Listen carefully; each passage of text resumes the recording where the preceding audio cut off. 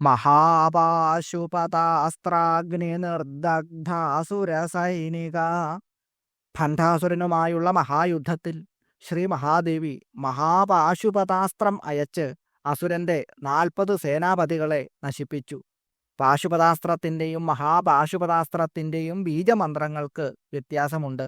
പാശുപതാസ്ത്രം ഈശ്വരൻ്റെയും മഹാപാശുപതാസ്ത്രം സദാശിവൻ്റെയുമാണ്. മഹാപാശുപതാസ്ത്രത്തിൻ്റെ അഗ്നിയിൽ ഭസ്മമായ ഭണ്ഡാസുര സൈന്യത്തോടു കൂടിയവൾ എന്നാണ് ഈ നാമമന്ത്രത്തിൻ്റെ അർത്ഥം. അഭ്യാസം കൊണ്ടും അനുഷ്ഠാനം കൊണ്ടും ശക്തമാവുന്ന ജ്ഞാനശക്തിയെ മഹാപാശുപതാസ്ത്രമായും വാസനാബലവും കർമ്മബന്ധവും കൊണ്ട് ആത്മാവിനെ ആവരണം ചെയ്യുന്ന അവിദ്യയെ അസുര സൈനികരായും കണക്കാക്കാവുന്നതാണ്. ഓം മഹാപാശുപതാസ്ത്രാഗ്നിർദഗ്ധാസുരസൈനികായൈ നമഃ. ഓം